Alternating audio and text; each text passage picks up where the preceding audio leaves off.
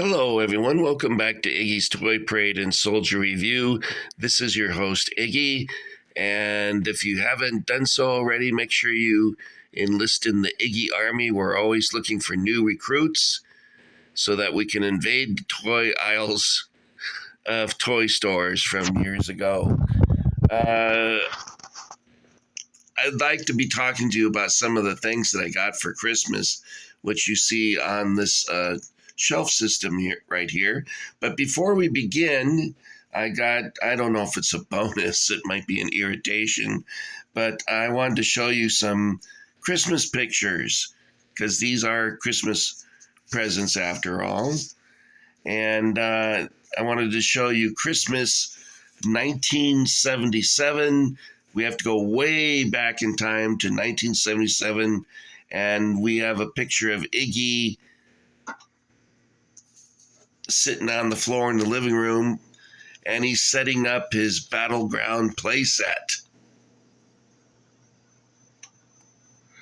Let me put this down here so that we can see it.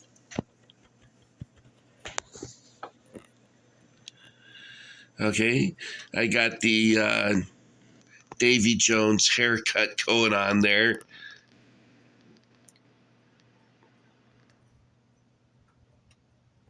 I'm going to try and get a close-up of the playset.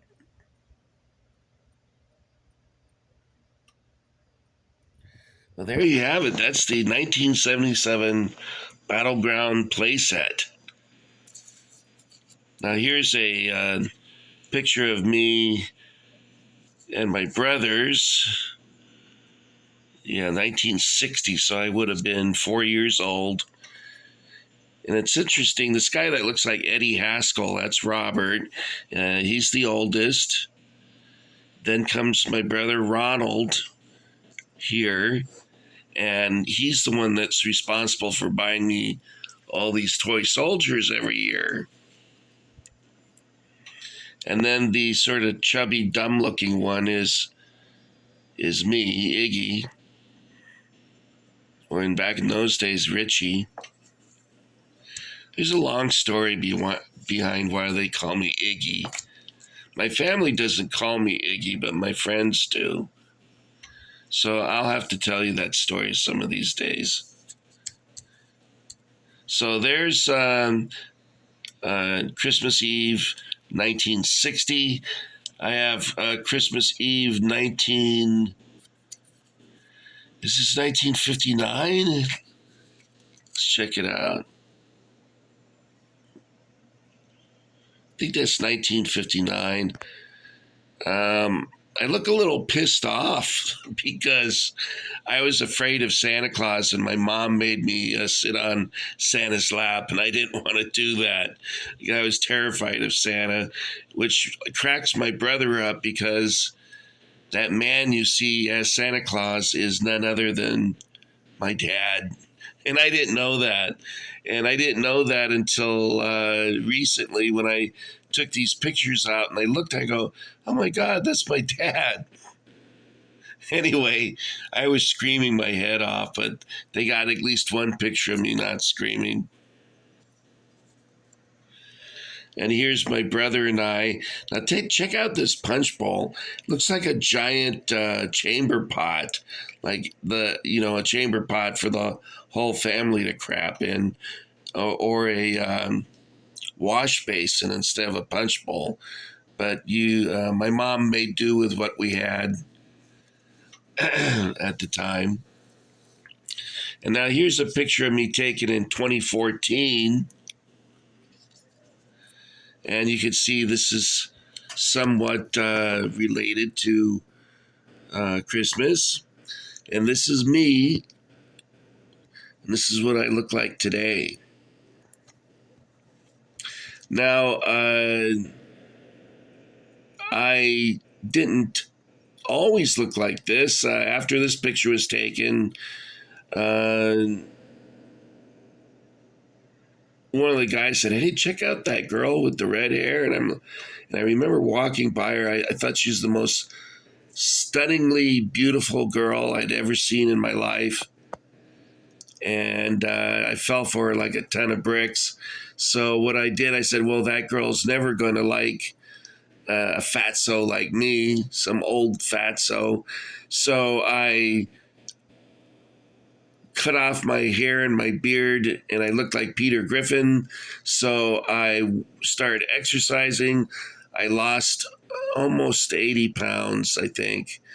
And I got a tan, and I dyed my hair. And it doesn't matter. Guys, if a girl doesn't like you, she doesn't like you. I couldn't, she just wasn't into me. In fact, anyway, it's a long story. So, as time went on, I started to look like this again because I gave up. And that's what I look like today. More precisely, this guy over here.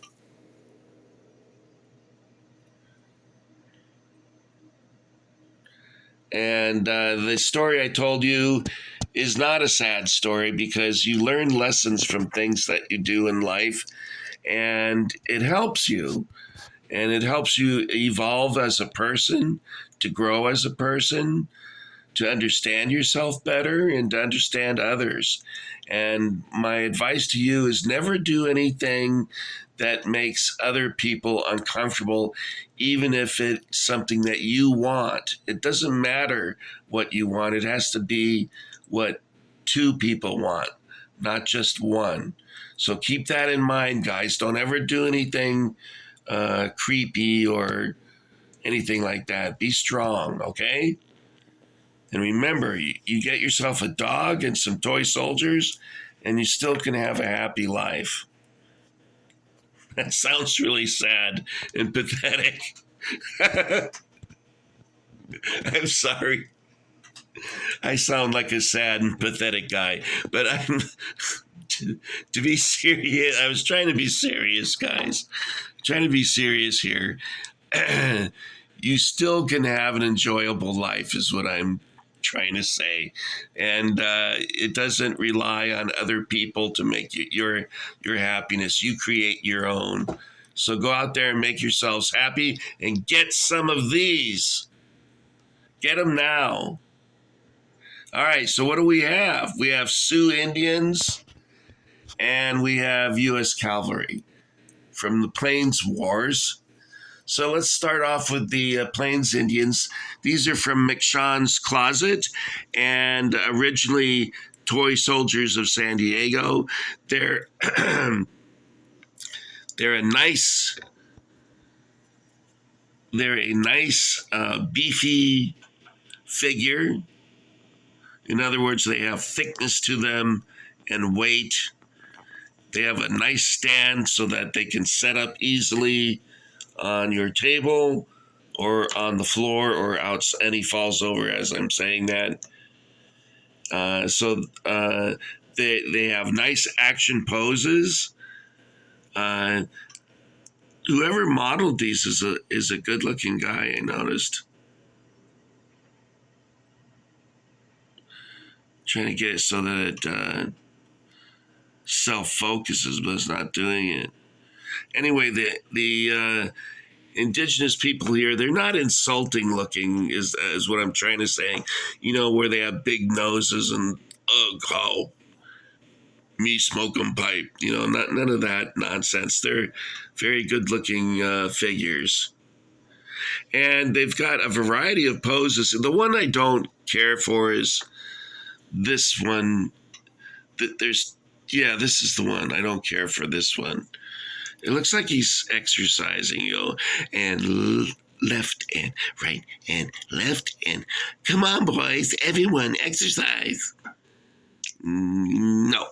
Okay. I don't care for that. Stupid.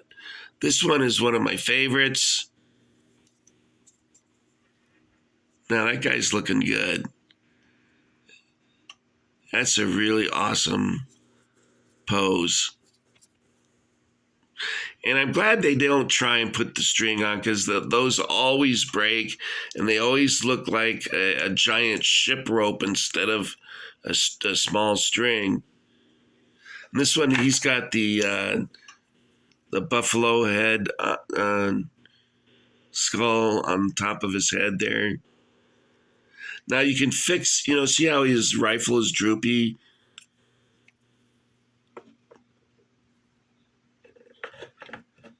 That can be easily fixed with dipping it in hot water and then again after you've straightened it, into cold water. We have a guy thrusting spear.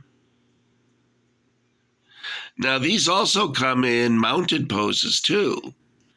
For Christmas, I got 2 bags of these dismounted Indians, and they came 12 per bag. I think they run about $22 per bag, but my brother took all the prices off. See another one shooting an arrow, one with a club.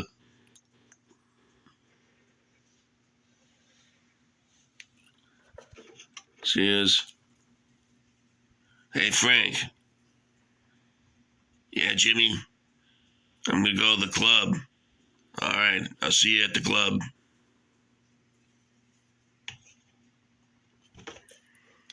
All right, so that's the Toy Soldier San Diego figures. A group called McShawn's Closet bought them out.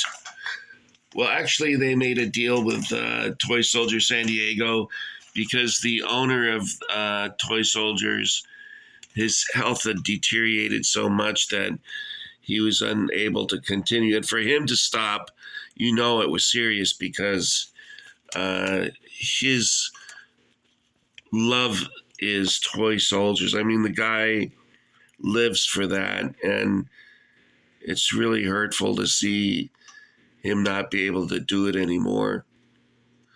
But McShawn's Closet's in Tennessee.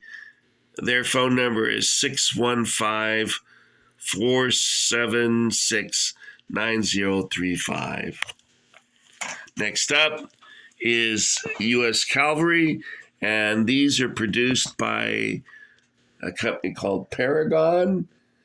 And Paragon, I think, started out making trees and things for layouts and stuff, and then started making other figures. These particular figures by Paragon are distributed by Hobby Bunker, and Hobby Bunker is a well-known hobby shop from Massachusetts. And if you're interested in these, their phone number is 781-321-8855. Now, these are pretty good animated figures. They're a nice, pleasing color. Not quite a Mark's blue, which is my favorite color for soldiers, but especially Fort Apache types. Sorry, I have COVID, and it's hard for me to talk because my throat's all dry. I got COVID last week. Yay! Happy New Year. So, these are almost like a resin figure. They're very solid and stiff. They're not like soft rubber or anything. They're very soft, not soft, but a stiff plastic. And they're thick. They're not skinny guys. They don't wear skinny jeans. These guys are wearing stovetop boots. No skinny jeans. It's a nice figure collection. A lot of them, they look like figures that you would see in a Frederick Remington or Charles Russell painting, or even Charles Schroivogel. Schroivogel. That's his name. And I was told that I went over it too quickly last time. So I always listen to suggestions that are made in good faith. So here we have U.S. Cavalrymen by Paragon, distributed by Hobby Bunker. I'm not sponsored by any of those people, by the way. I provide the number because I would like for you guys to be able to get yours.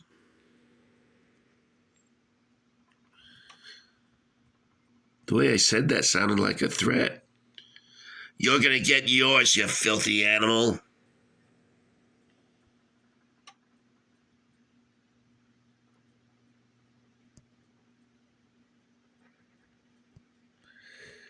One of the things I liked about these, I want to show you his rifle. He's wearing a large leather strap that crisscrosses his body. I don't know if you can see that. Trying to get it to focus.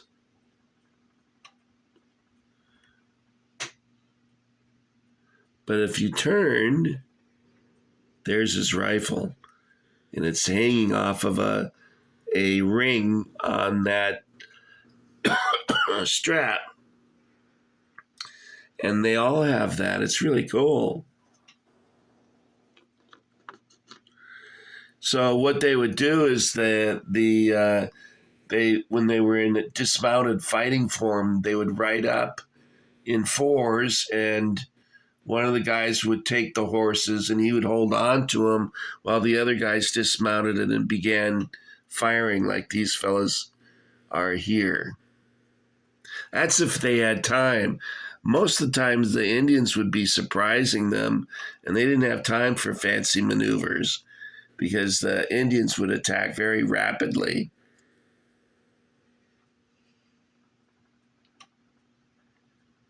All right, guys.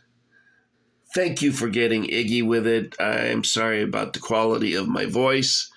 I've always had some trouble with the sound of my voice because of being sick. But, 2 years ago, COVID would have killed me. So it shows how the disease or the virus has mutated over time. I don't think it's going to kill me this time. At least not until I can show you the rest of my Christmas things. And then it can do whatever it wants. I don't care. All right, so that's it for that. You guys take care of yourselves. Make sure you smash that subscription button and the notifications. And when you hit the notification, all it does is give you a little hint that I have a new video up. It doesn't call you up and say, excuse me, excuse me, excuse me, excuse me, excuse me. It doesn't do that because that would be even more irritating than what I just did right there. All right, guys, Merry Christmas to you and Happy New Year. And